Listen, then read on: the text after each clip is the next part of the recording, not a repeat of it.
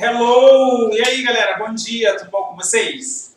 Tá falando o professor Thiago Galete, tô com saudade de todo mundo, tá bom? A gente espera que nossas atividades voltem o mais rápido possível. Alguém mandou uma mensagem também através do WhatsApp perguntando sobre atividades, se você poderia mandar, não poderia mandar. Então, gente, o que acontece? As atividades, a gente vai continuar dando continuidade à apostila, tá bom? A gente vai continuar fazendo os exercícios da apostila.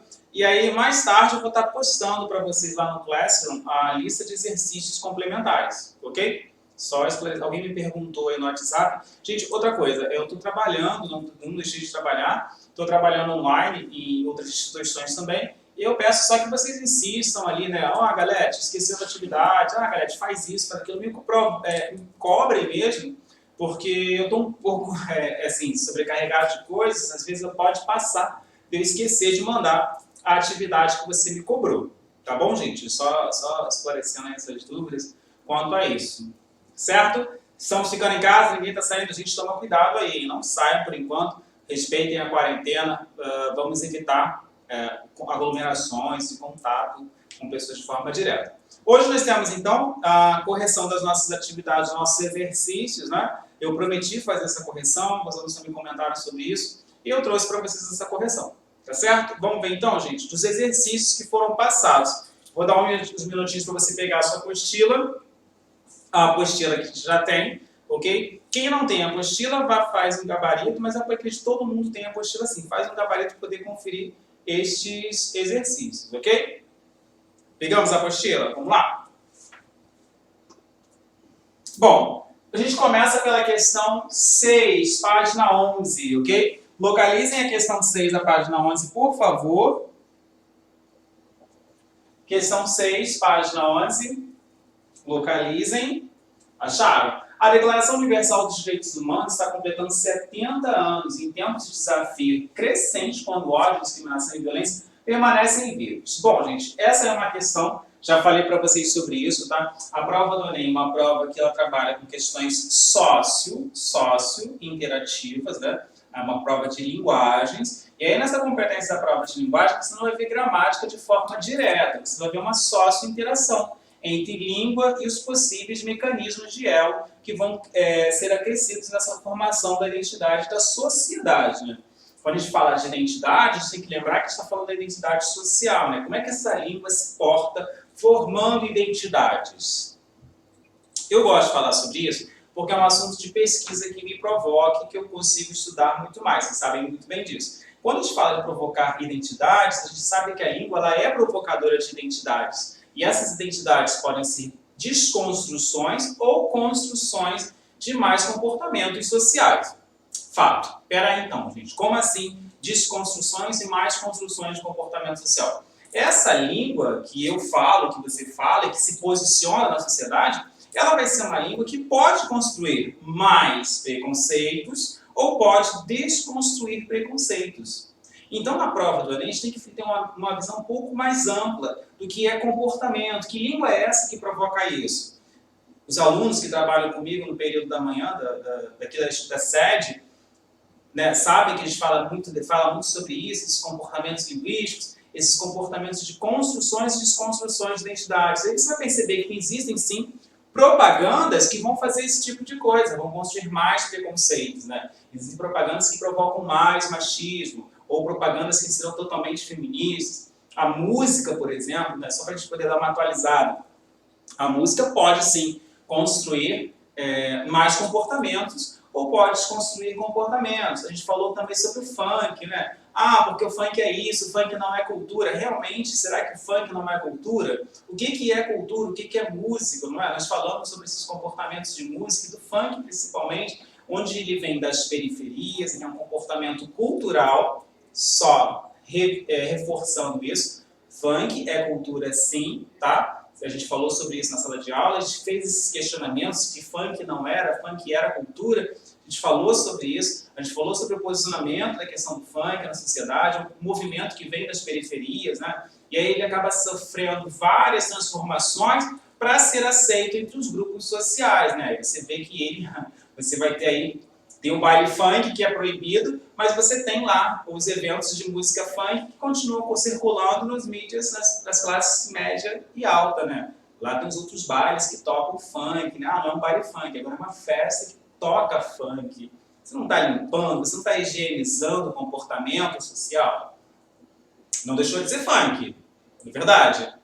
O que está acontecendo ali então? Está acontecendo que você está tirando um comportamento que vem das periferias, que vem das comunidades, um comportamento que vem das classes baixas, e você está trazendo um comportamento totalmente elitizado. E você não vai dizer que é um baile funk. Ah, uma festa que toca funk. Você está limpando, você está tirando aquele comportamento. Isso é preconceito, né, gente? Vamos acreditar que o funk é cultura e que ele vai ser funk, tanto no baile funk quanto nas outras festas de classe média alta. E aí, então, essas questões de língua portuguesa do Enem, elas trabalham essas questões de interações e formações de identidade. E aí você percebe, olha, ele já começa falando sobre a questão da Declaração dos Direitos Humanos. O que é essa Declaração dos Direitos Humanos? O que é ter direitos, né? Vamos só fechar essa daí. Onde eu parei? Ao final da Segunda Guerra Mundial, a humanidade inteira resolveu promover a dignidade humana em todos os lugares para sempre. Neste espírito, as Nações Unidas adotaram a Declaração dos Direitos Humanos como um padrão comum de conquista para todos os povos e todas as nações, disse Aldrin. Centenas de milhões de mulheres e homens são destruídos e privados de condições básicas de subsistência e oportunidades. Momentos populacionais forçados a gerar violação dos direitos em uma escala sem precedentes. A Agenda de 2030 para o Desenvolvimento Sustentável promete não deixar ninguém para trás, e os direitos humanos devem ser o alicerce para todo o progresso. Segundo ela, o processo precisa começar um quanto antes nas carteiras escolares. Diante disso, a Unesco lidera a educação em direitos humanos para assegurar todas as meninas e meninos saibam seus direitos e deveres. Então, ela fala, a gente já pode perceber que no próprio texto, né, ele fala da Declaração dos Direitos Humanos, fala da seguridade de comportamentos e de expressão para todas as pessoas e povos, e ele fala que isso vai começar, gente, ó, nas carteiras escolares. Esse é um ponto, um fato bem importante para você começar a tentar entender e já matar a sua questão, não é verdade? Começa já nas carteiras escolares, ou seja, a educação é transformadora, é uma educação que faz com que você tenha uma visão ampla sobre tudo, né? Onde começam os seus direitos? Onde terminam os seus direitos? Onde começam os seus deveres? Onde terminam os seus direitos? Onde começa o direito do outro? Não é verdade? Quando é que você começa? E, então, ele propõe que já nas escolas esse acesso aos direitos humanos, esse acesso a esse comportamento deve começar ali. Ok? Bom, vamos então para a pergunta em questão. Defendendo a ideia de que os direitos humanos devem ser o alicerce para todo o progresso, a diretora-geral da Unesco aponta como estratégia para atingir esse fim. O que ela aponta, então, como estratégia? Eu apresentei 2 pontos para vocês, conseguiram perceber? Bom, a inclusão de todos na Agenda de 2030, extinção da intolerância entre os indivíduos, discussão desse tema desde a educação básica, conquista de direitos para todos os povos e nações, promoção da dignidade humana em todos os lugares. Gente, a promoção da dignidade humana em todos os lugares já é a questão dos direitos humanos, então você pode esquecer. A inclusão de todos na Agenda 2030, ela faz uma referência à Agenda 2030, mas não é a inclusão de todos na Agenda 2030, não. Ela fala que é uma outra questão. Então, sobrou para a gente poder matar essa questão as opções B, C e D. Lembra que eu falei para vocês que aqui ela apresenta 2 pontos? Ela fala sobre a questão dos direitos humanos e fala que isso deve começar na educação de base. Gente, deixa eu ver se eu consigo voltar. Peraí. Achei. Consegui. Vocês sabem que o nosso é um pouco tecnológico, né? Mas a gente às vezes acerta. Vamos lá. Aqui, ó.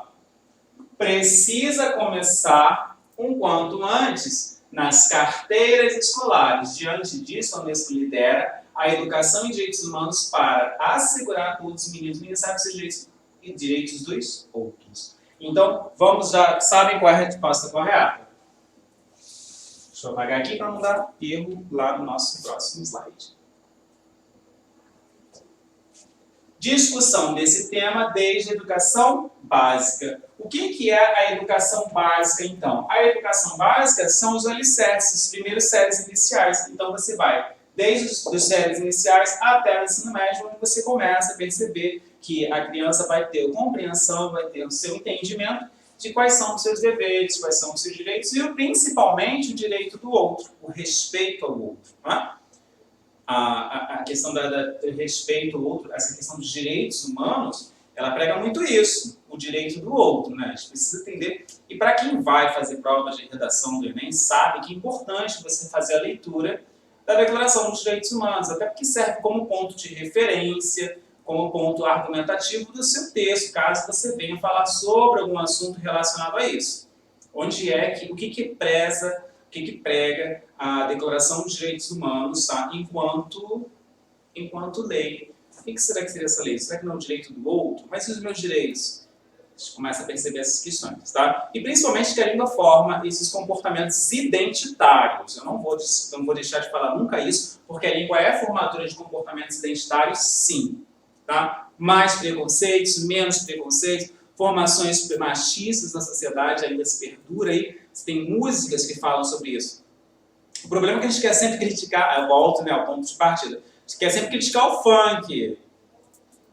Tem músicas aí que são bem tão apelativas e tão machistas ou tão preconceituosas que a gente nem percebe ou deixa passar despercebido. O problema é que o funk vem produzido das periferias. Aí a gente acaba criando mais preconceitos, achando que isso não é cultura. É cultura e tem que ser valorizada também, sim, quanto questão cultural. Questão 7, página 12. Até aí todo mundo sobrevive, né, gente? Se tiver dúvida, escreve lá no Classroom, a gente sinaliza lá que está com dúvida para tentar entender.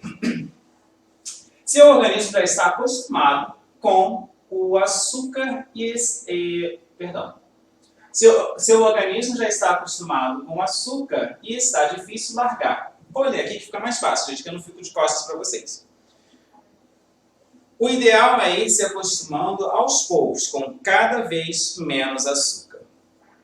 É uma propaganda, né? A gente percebe aí. Vocês sabem que a prova do Enem ela desfila em vários tipos de gêneros textuais, tá? Existe uma diferença entre gênero textual e tipologia textual. Quando eu falo tipologia, eu falo o padrão, a forma em que esse texto vai ser produzido, tá? E para o padrão, esse padrão vai ser muito reduzido, muito resumido, né? O padrão pode ser dissertativo, argumentativo, narrativo, poesia. Percebem? Isso é padrão. Agora, se eu falar de gênero, não. O gênero textual, a professora Roberta já deve ter falado desse assunto com vocês, o gênero textual não. O gênero textual ele vai surgir a partir da necessidade dos seus interlocutores em estabelecer uma comunicação. Tá. O que significa isso? Significa que você pode ter o gênero crônica, você pode ter o gênero bilhete, o gênero receita de bolo, o gênero bula de remédio. São gêneros, né? São as várias formas em que o texto pode se apresentar para você. Agora, dentro do gênero, você pode ter, sim, um padrão de produção de texto. Você pode ter uma narrativa, você pode ter um texto dissertativo dentro do gênero. Eles caminham juntos, né? Agora, a gente precisa separar o que é gênero e o que é padrão. Gênero acontece de acordo com a necessidade do falante, né? Bula de remédio, um texto totalmente, né, persuasivo, de ordem, né, como é que você vai tomar o remédio. Tome, siga. As propagandas em si, né, totalmente persuasivas, né, elas têm caráter de verbos no imperativo, faça, use, compra, veja, seja. São gêneros textuais, ok? Tipologia, não. Tanto é que você vai usar uma tipologia de acordo com cada produção de texto que você deseja, ok? Vamos lá. Então, nós vimos essa propaganda, que é um gênero publicitário. Peraí, Ganesh, mas o gênero publicitário tem uma dificuldade de perceber. Gente, publicidade e propaganda é a mesma coisa? Ambos trabalham com venda? Se a gente for parar para pensar que publicidade é sempre uma venda de algo, a gente não está pensando errado, não. Porque quando você vende uma ideia, alguém vai ter de comprar. Ou de forma direta ou de forma indireta. Quando eu falo comprar, você pode pagar sim por essa ideia através de dinheiro, ou você vai pagar através de comportamento. Existem publicidades que fazem com que você acabe vestindo essa ideia, vestindo esse comportamento, Através da sua própria figura. Bom, como isso acontece, já? Por exemplo, existem propagandas aí que fazem campanhas de estilos de roupa. Por mais que você não aceite, você comprou aquela ideia, você acaba vestindo, você acaba usando aquele tipo de comportamento. Então você comprou aquela ideia.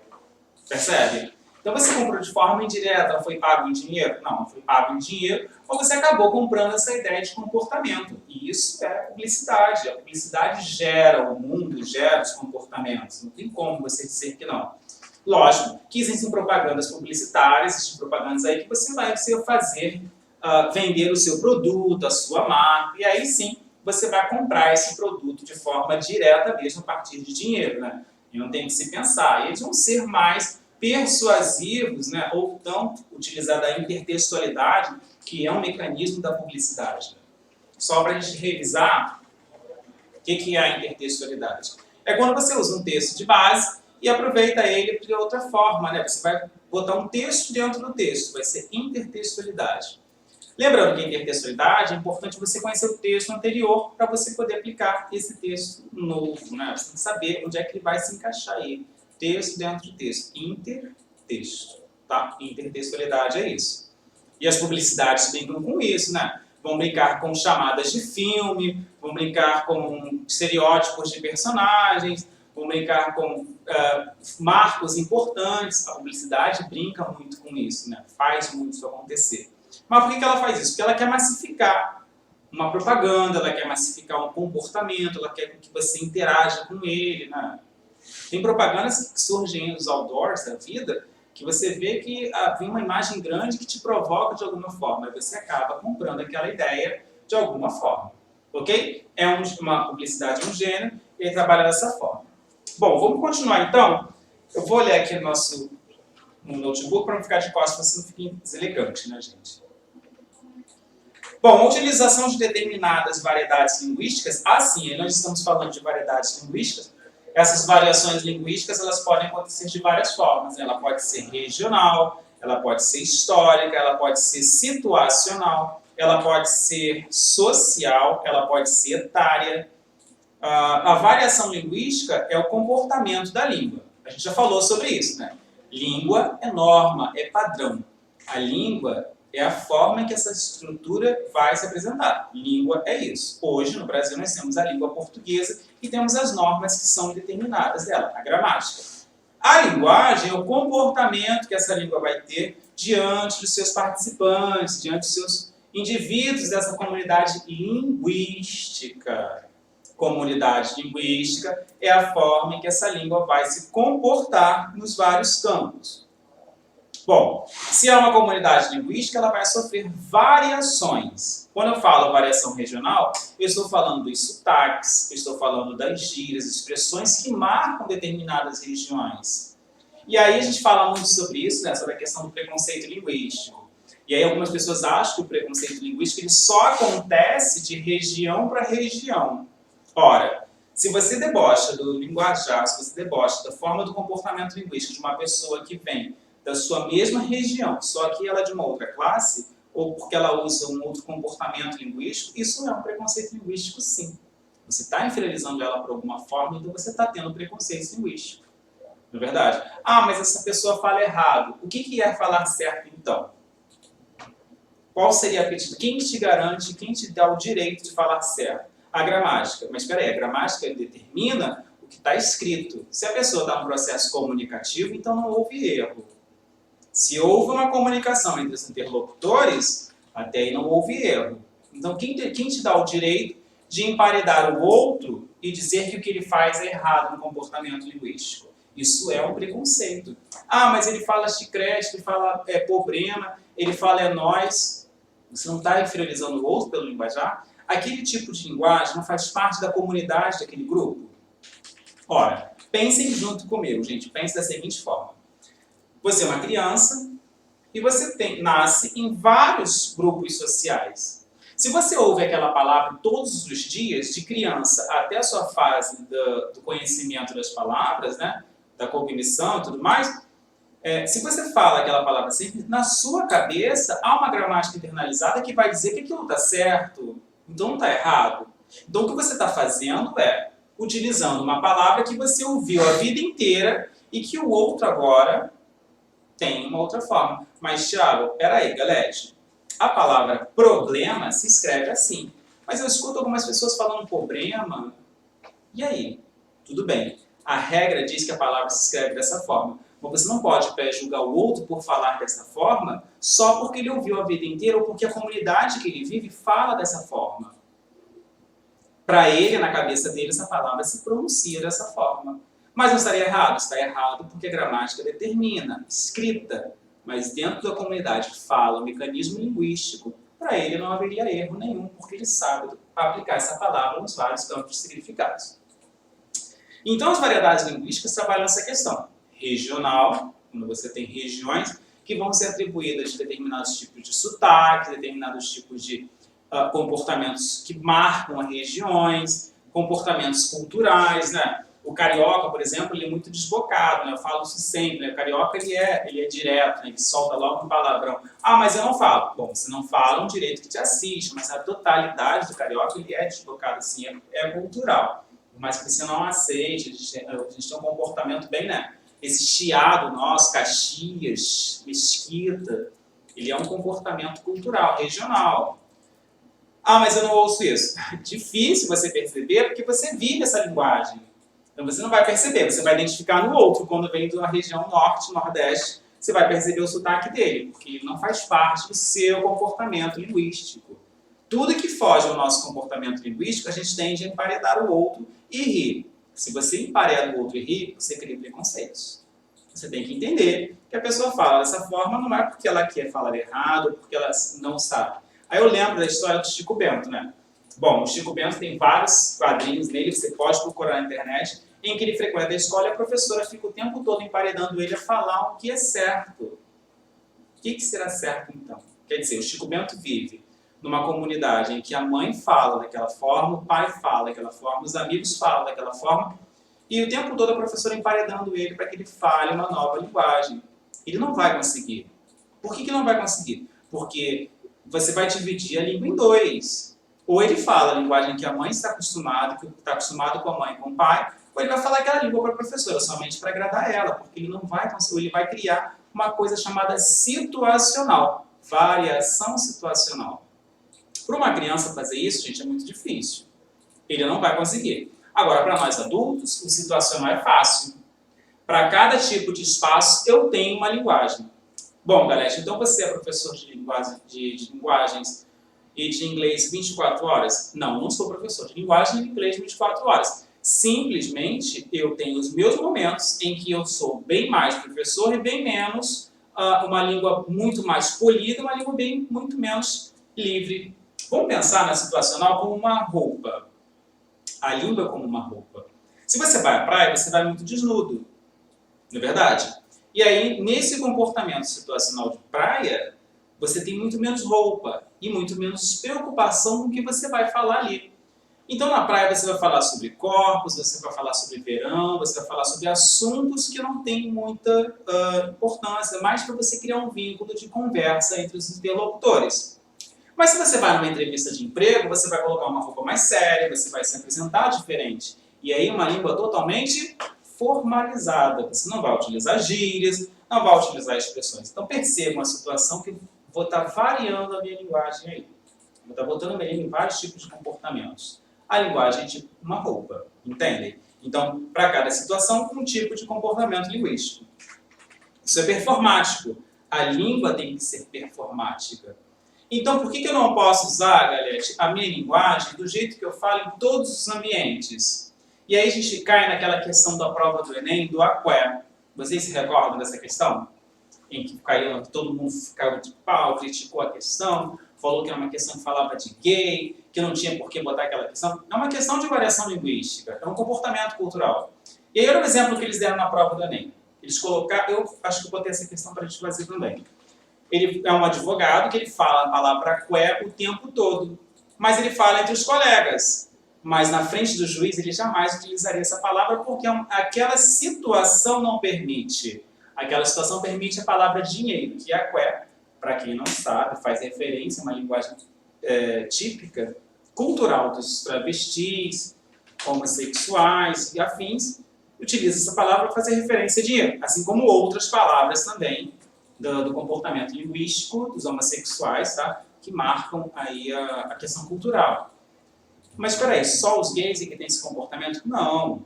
Você vai perceber isso em vários outros comportamentos linguísticos. Eu estou falando porque caiu na prova do Enem. E aí o advogado fala que brinca sim com essa palavra o tempo todo, que ele fala com ela o tempo todo, mas que num comportamento mais sério ele não falaria essa palavra. Ele colocaria a palavra dinheiro, até porque ele sabe que ele seria excluído daquele campo de significação. Então, eu falar de variações linguísticas, eu falar de comportamento performático, gente, é acreditar nessas questões. É acreditar que a língua ela vai ter um comportamento performático, é acreditar que ela vai ser situacional para vários tipos de ambientes. Ah, eu não posso falar minha linguagem o tempo todo? Você é livre, você pode falar a sua linguagem, você pode aplicar a linguagem o tempo todo. Porém, você tem que entender que para cada espaço, um tipo de linguagem. Não tem como, né? Você não tem como ser aceito em determinados grupos sociais. Ah, mas eu estou limpando a minha linguagem? Não, você não está limpando, você está sendo performático. E ser articulado e saber falar com pessoas é ser performático, gente. Isso aí é um dos primórdios, ok? Bom, se eu falo que é uma variação etária, eu tenho adolescentes que utilizam uma linguagem bem típica que marca os adolescentes, né? Aí você pega um cara, sei lá, de 60 anos tentando falar uma linguagem totalmente descolada. Pô, brother, e aí, cara? Você fala assim, pô, o que esse velho tá falando essa linguagem assim? Tá pensando que é novinho? Você mesmo acaba criando preconceitos porque o cara tá usando uma linguagem que não faz parte da variação etária dele. Você vai acreditar que as pessoas mais velhas vão ter um comportamento totalmente o quê? Uma linguagem mais adulta. Percebem como você não consegue se desprender de performático, de performance? Você está querendo que o cara que tenha mais de 40 anos não fale uma linguagem, não esteja mascando chiclete, não fale, Thiago, eu não vou esquentar a cabeça. Ok, você, 1, 2, 3, 4. Mas uma grande totalidade vai querer que esse cara tenha uma linguagem mais adulta, não vai aceitar que ele tenha esse comportamento performático de um adolescente que utiliza várias expressões e tudo mais. Tá? Etária e histórica, quando a língua sofre transformações ao longo do tempo, né? Vocês sabem que a língua sofre transformações, desde semânticas até estruturais. A palavra você, por exemplo, ela sofreu uma variação estrutural, né? Ela vai me ser, passa a me ser. Aí hoje você, e eu vou dizer até um pouco mais provocador, vou dizer que você já sofreu variação, porque agora você escreve VC. Não é aceito pela gramática ainda, mas é veiculado nos meios de comunicação aí de tanto ser utilizado. Ninguém escreve você. Eu, por exemplo, vou dizer por mim, eu acabo até escrevendo VC também, às vezes num comportamento rápido, né, muito mais prático. Não estou dizendo que eu aceito ou que não aceito, mas é que acaba sendo provocador desses comportamentos. Ok? Então ela é etária, ela é histórica, ela é situacional, ela é social. Quando eu falo de variação social, gente, só revisando essas questões de variedades linguísticas, quando eu falo que ela é social, vocês sabem que a sociedade é dividida em camadas, e nessas camadas você vai ter pessoas mais próximas da linguagem, ok? Uma linguagem mais padrão, uma linguagem mais polida, e pessoas que serão menos favorecidas de uma linguagem diferenciada. Galera, mas aí você não cria preconceitos?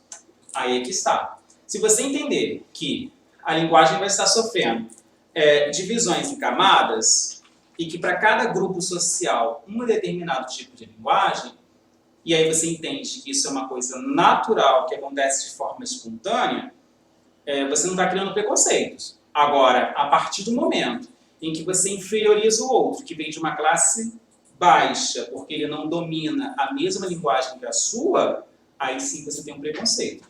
Até porque, quando a gente fala de linguagens, certo? Todos os grupos, independente de classe, tiveram acesso à norma. Peraí, galera, como assim acesso à norma? Quando eu falo acesso à norma, tiveram acesso à gramática. Eles são escolarizados sim, eles frequentam a escola. O que você não pode determinar para o outro é a linguagem que ele vai se atribuir, é a linguagem que ele vai utilizar. Você não pode determinar isso, até porque os comportamentos linguísticos, as interações vão acontecer com uma forma muito abrangente. Para cada grupo social, gente, um tipo de linguagem. Para cada grupo social, ele vai ter essa interação. Você não pode determinar isso. Quem determina isso são os próprios grupos. Agora, o que você não pode ser é preconceituoso e querer dizer que a linguagem do outro é inferior ou superior à sua. É lógico, as elites vão fazer isso com uma certa naturalidade. Isso aí é inevitável, né? Vão dizer que esses determinados comportamentos das classes baixas não fazem parte da norma. Percebamos, gente, a gente está falando de linguagem, e linguagem é comportamento da fala. A gente não está falando de gramática. A gramática é uma só. Desde a classe A até a classe, sei lá, F. A gente botar em padrão, a gramática é uma só. Todos eles têm acesso à escola, todos eles têm acesso. Ou terão acesso, pouco, mas terão acesso à gramática. E aí o que vai fazer então o diferencial? O comportamento linguístico. Horas serão mais desnudos e horas serão muito mais polidos. Então, você tem que entender que a linguagem vai sofrer comportamentos sociais. A classe média alta vai dizer que sempre a linguagem deles é padrão e que vai estar sempre dominando os comportamentos linguísticos. E que as classes menores serão inferiorizadas. Então, as classes menores não têm domínio norma, então elas vão ser engolidas, elas não servem como comportamento, como referência. Isso é um tipo de preconceito, a gente não pode determinar isso. Todos os grupos sociais têm o seu caráter linguístico, todos os grupos sociais têm o seu valor cultural e devem ser respeitados. A gente acabou de falar de direitos humanos, de deveres, de regras, de direitos e deveres, mas tem que respeitar o direito do outro de ter seu comportamento linguístico, né? Isso vai ser uma variação, né? Não adianta você determinar. Norma, todos tiveram acesso à norma. Mas, galera, espera aí. Tem gente que para de estudar.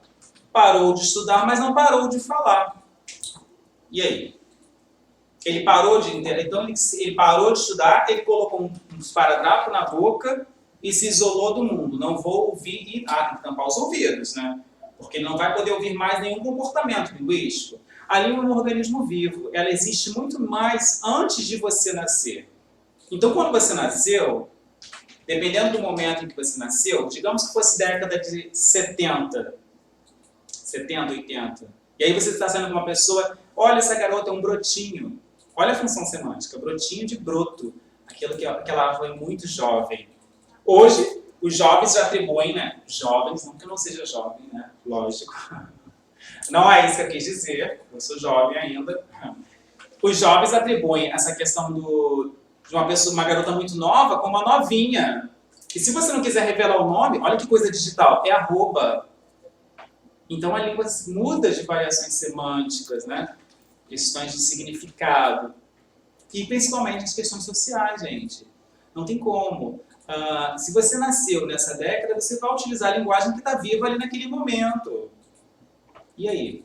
E se você nasceu numa classe favorecida ou uma classe menos favorecida, você vai se atribuir aquele comportamento linguístico, não tem como.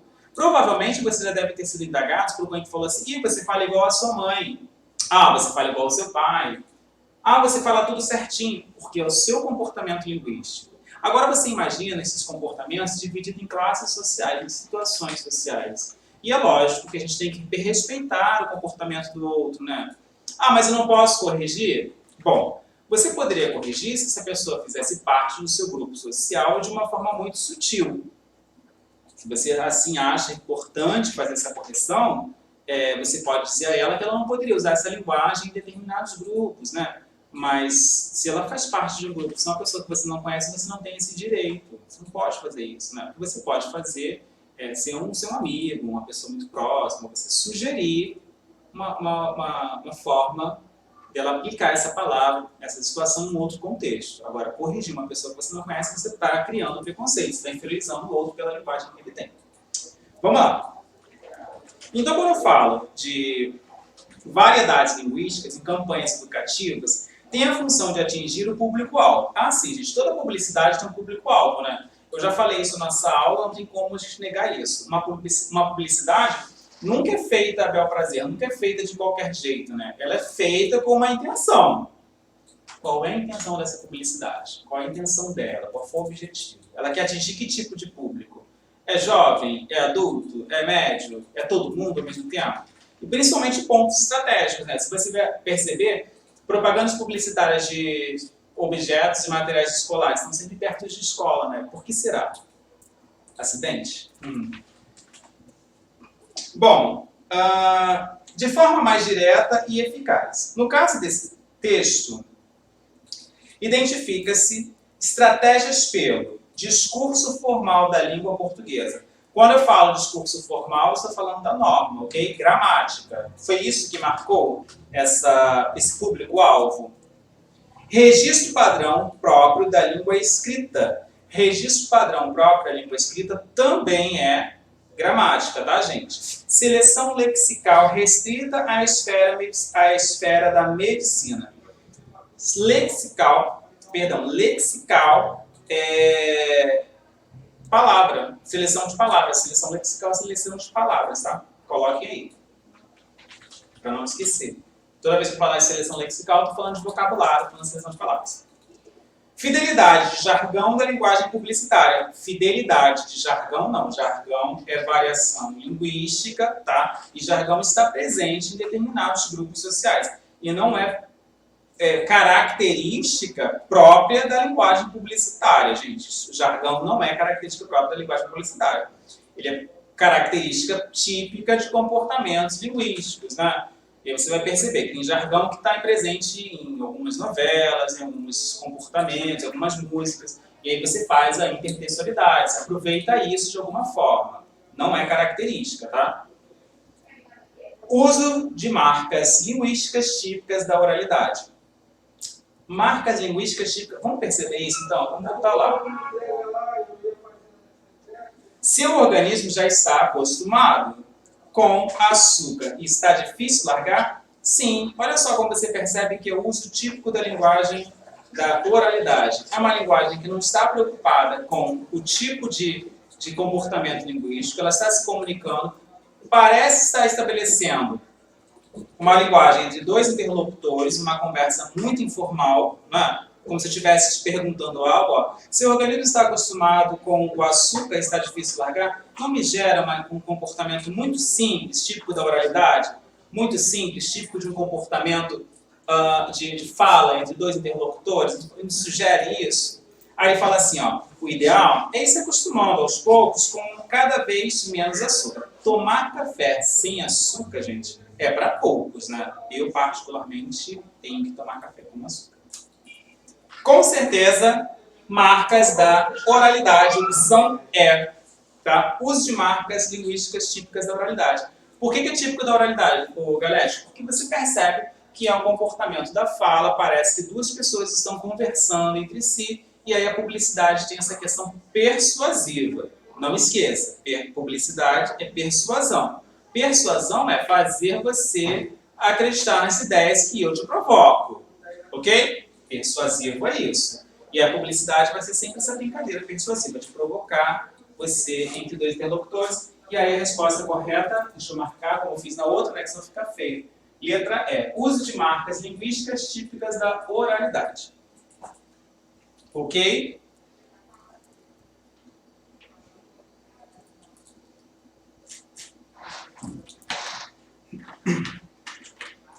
Vamos para a próxima?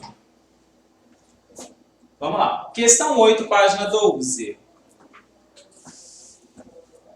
Famigerado. Vou aqui ler o meu monitor, gente, que eu fico de frente para vocês, eu acho super elegante. Famigerado é inóxio. Ih, já consigo enxergar? Vamos lá. Célebre, notório, notável. Voz de ser é mal. Voz de ser mal não veja em minha grosseria. Vou ler aqui, gente, estou conseguindo enxergar. Grossaria no não entender, mas me diga. É desaforado? É caçoado? É de arregar? Farsância? Nome de ofensa?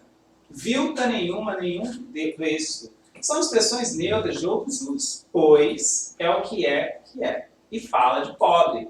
Linguagem em dia da semana. Famigerado, bem importante, que merece louvor, respeito. Olha só, gente, eu gosto de falar sobre isso, né? Fala de pobre, linguagem. O que é fala de pobre? Acabei de falar para vocês sobre isso, né? São grupos sociais que não são entendidos que são devorados pelas elites. A elite vai determinar que a linguagem padrão, que a linguagem dominante é das classes médias altas. E aí vai dizer que as outras linguagens são linguagem de pobre. Mas por que é linguagem de pobre? Porque ela não faz parte da norma, porque ela não é entendida como parte padrão da norma. Ela vai fazer parte, sim, de um comportamento linguístico.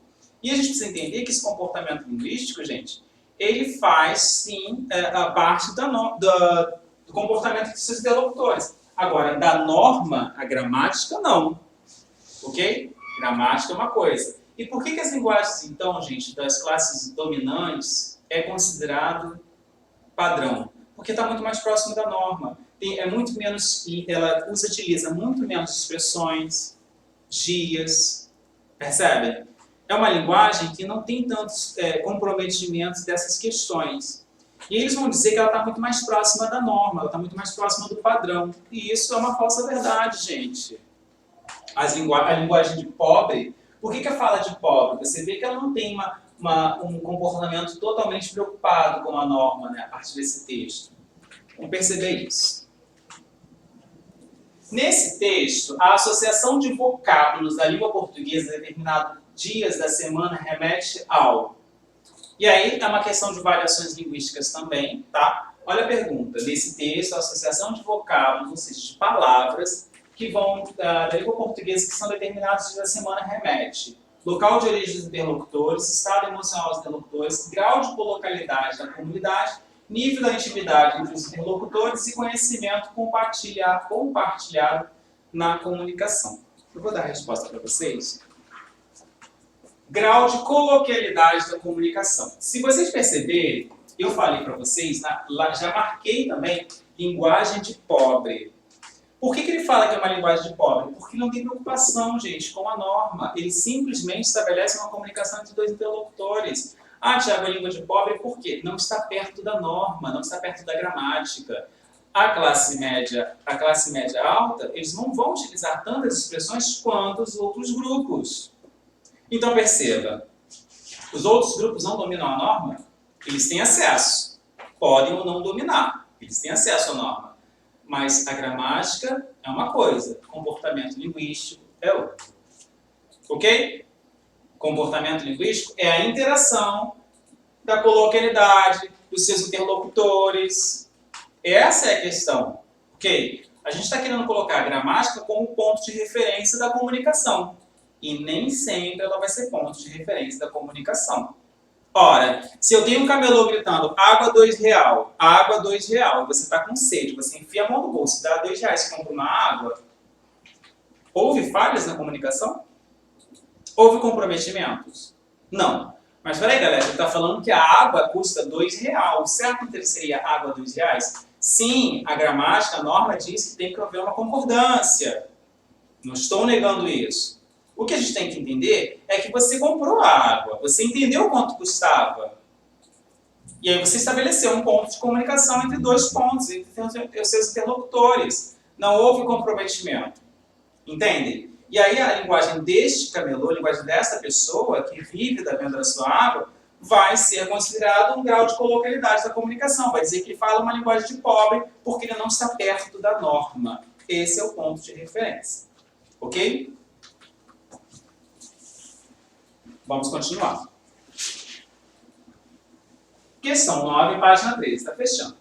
Na sociologia e na literatura, o brasileiro foi por vez tratado como cordial, hospitaleiro, mas não é isso que acontece nas redes sociais. Bom, a democracia racial apregoada por Gilberto Freire passa ao largo do que acontece diariamente nas comunidades virtuais do país. Levantamento inédito realizado pelo projeto Comunica que Muda mostra que o número de tolerância do internauta Tupiniquim entre abril e junho, um algoritmo vasculhou plataformas atrás de mensagens de texto sobre temas sensíveis, como racismo, posicionamento político, homofobia.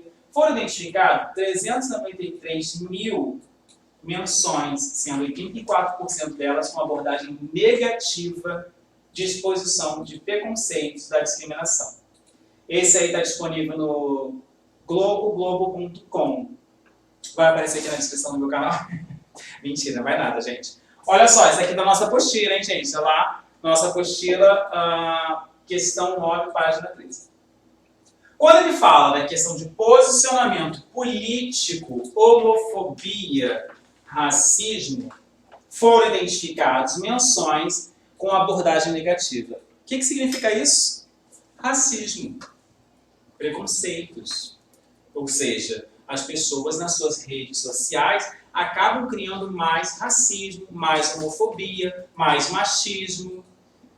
Mas espera aí, galera, você estava falando que a prova de português, aí eu volto lá no início, quando eu comecei a nossa aula de hoje. A língua, a prova do Enem, a língua ela vai ser um mecanismo sócio-interativo. Como assim sócio-interativo? A língua é provocadora de mais preconceitos ou desconstruir estes preconceitos, ou provocadora de desconstrução de preconceitos. Ok? E aí nas redes sociais, o que mais você vê é isso, gente? Ah, mas foi só uma brincadeira. Até que ponto isso é uma brincadeira? Ah, mas eu só falei que a mulher não sabe dirigir. Mas isso é machismo. Ah, mas foi só superficialmente. Mas isso continua, você continua reforçando o comportamento. Ah, mas eu só compartilhei, não sabia que a intenção era essa. Se você não tem total noção do que você está compartilhando, se você não tem total noção da veracidade, da verdade do que você está compartilhando, o melhor é você não compartilhar.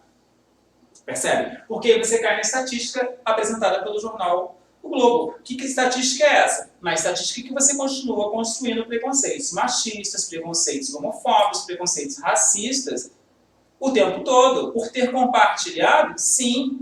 Ah, mas não fui eu que comecei. Mas você deu continuidade.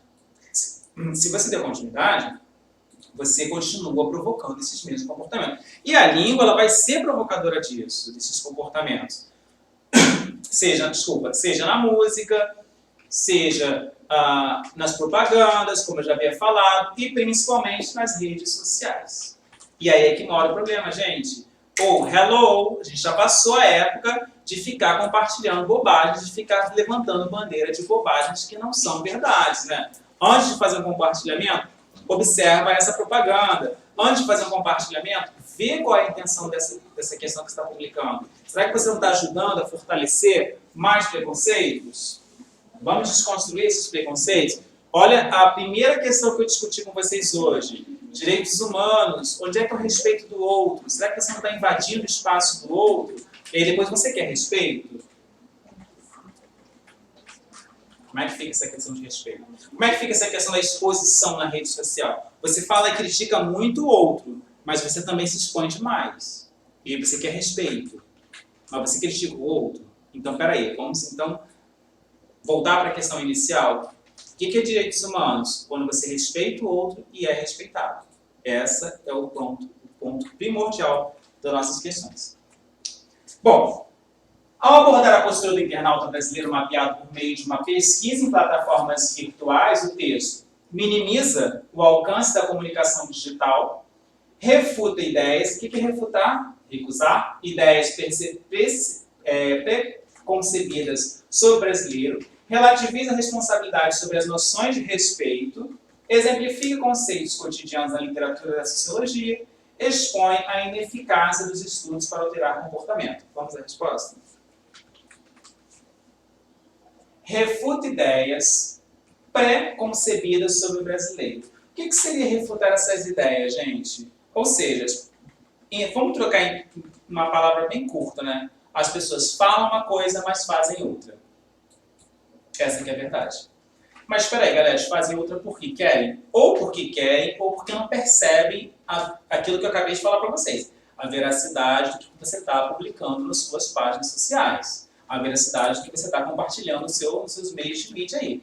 Ah, mas eu não sabia que era assim. Se não sabe o que você está compartilhando, se você não tem noção do que realmente é aquela mensagem, por que é que você publicou?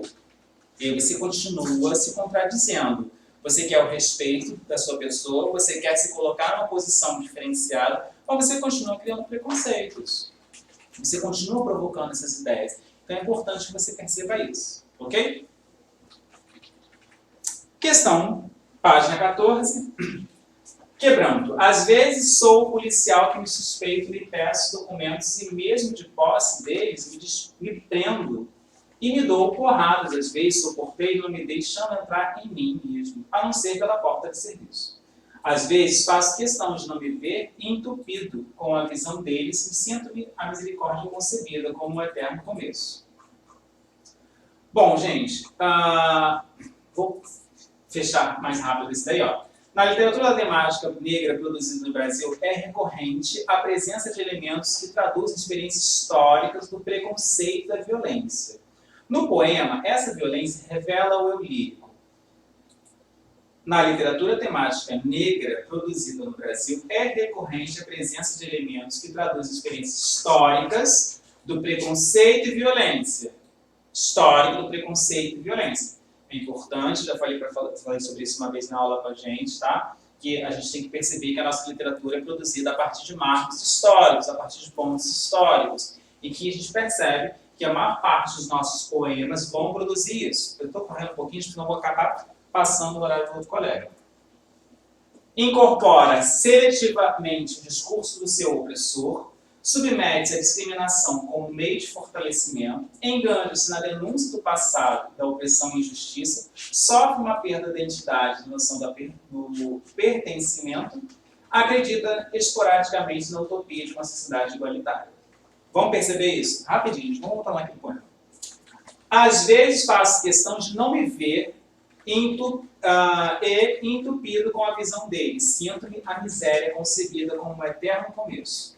Fecho-me e cerco sendo o gesto que me nego, a pinga que me bebe e me embebeto, o dedo que me aponta e denuncio o ponto em que me entrego, às vezes. Bom, desse texto lido, gente, qual parte dele vai fazer referência da questão da vivência revela o eu lírico, das experiências de preconceito, gente? Olha lá. Incorporar seletivamente o discurso do seu opressor. A gente já falou isso uma vez, eu vou falar que a língua ela é um opressor, né? A língua que oprime, a língua que vai emparedar você, a língua opressora de comportamentos, né? O padrão está sempre determinando quem é que fala certo, quem é que fala errado. Isso faz parte do discurso, isso não faz parte do discurso por conta das elites, né? Se você vem de uma classe baixa, se você faz parte de uma classe que eles consideram que não faz parte da sociedade, e você acaba oprimindo essa linguagem, você acaba oprimindo. A literatura, principalmente, a literatura vai mostrar essa questão de preconceito racial, essa questão dos preconceitos vividos, né, na literatura. Muito forte, gente, muito forte mesmo. E é importante ressaltar essa questão da luta, essa questão de reconhecer a cultura e a identidade do negro. A gente tem que reconhecer isso. A gente faz parte da nossa formação social, principalmente formação histórica. Ok? Acho que eu fechei, né? Bom, falta, acho que essa é a última. Temos aí uma imagem, eu estou preocupado com uma hora para não ultrapassar. Uma imagem de publicidade, uma pessoa com 2 telefones celulares aí nos pés, tá? Bem interessante. E aí é o texto 2, aquele é o texto 1 de referência, vamos para o texto 2. A body art põe, arte no corpo, né? Põe o corpo tão em evidência e submete a experimentações tão variadas que sua influência imensa aos dias de hoje. Se na arte atual as possibilidades de investigação do corpo parecem ilimitadas, pode-se escolher entre representar e representar, ou ainda apenas invocar o corpo. Isso ocorre graças a ligados dos artistas pioneiros. Na próxima aula, a gente continua nossos conteúdos, vou falar sobre linguagem corporal e artística, né? Na próxima aula a gente fala sobre isso. O que é linguagem corporal, o que é arte, né? Como funcionam os comportamentos da arte, que está inserido na nossa prova. Nos textos, a concepção de body art está relacionada à intenção de... A body art está relacionada ao quê, gente? Estabelecer limites entre corpo e composição, fazer do corpo um suporte privilegiado de expressão, discutir políticas ideológicas sobre o corpo como arte, compreender a autonomia do corpo no contexto da obra, destacar o corpo do artista em contato ao espectador. A body art ela quer uma interação do corpo com as questões artísticas de forma direta.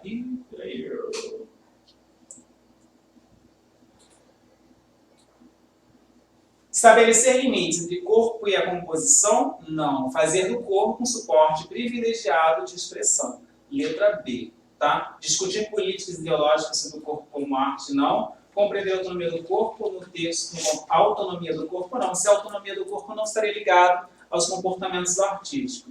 Destacar o corpo do artista em contato com o espectador. Não, nem sempre o próprio artista vai ser o destaque da obra, tá? A gente vai perceber que é realmente fazer esse do corpo um suporte privilegiado para as expressões. O meu corpo vai ser uma função artística, vai ter expressão artística.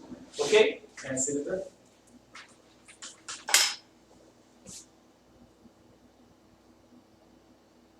Deixa eu voltar aqui.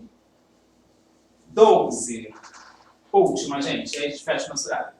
Deficientes visuais já podem ir a algumas salas de cinema e teatro para curtir maior as intensidades e atrações em cartaz. Uma sociedade totalmente, né,